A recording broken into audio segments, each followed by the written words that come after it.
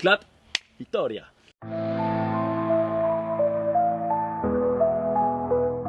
C'est ma vie tous les jours en fin de compte. Je travaille dans la sécurité à côté, où je vois des violences en fait qui se passent envers les femmes.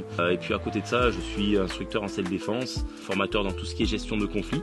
Et je vois aussi des élèves qui sont venus et qui ont vécu ça.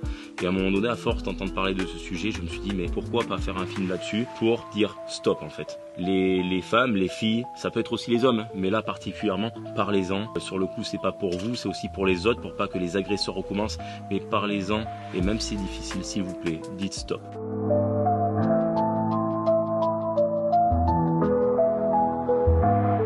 En fait, ça m'a beaucoup aidé pour mettre en scène certaines situations du film, notamment pour que cette demoiselle puisse se défendre dans sa vie.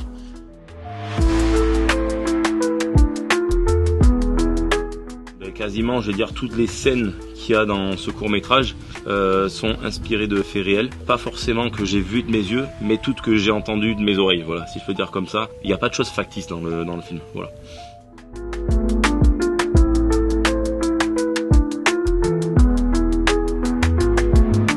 D'être le plus simple possible, je dirais. Voilà, d'être le plus naturel et le plus simple possible. C'est vrai que je reviens beaucoup au métier que je fais, que ça soit dans la sécurité, intervention, que ça soit dans mon parcours d'instructeur en self-défense et même dans mon parcours martial et sportif avant. J'ai vu des choses, je m'en suis imprégné et je suis resté honnêtement le plus naturel possible.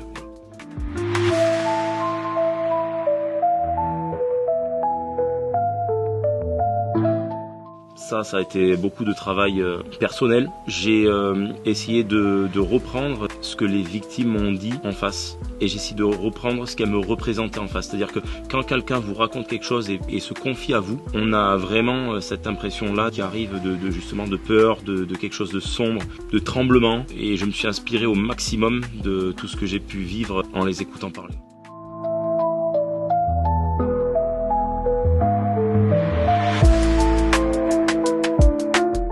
Oui, une clé pas mal, une clé pour pouvoir avancer. En aucun cas je montrais un système de violence dedans ou de choses comme ça, mais plutôt une clé qui dit stop. À un moment donné, je me suis trop fait marcher dessus et bien à un moment donné, je vais prendre le dessus entre guillemets et sauver ma vie.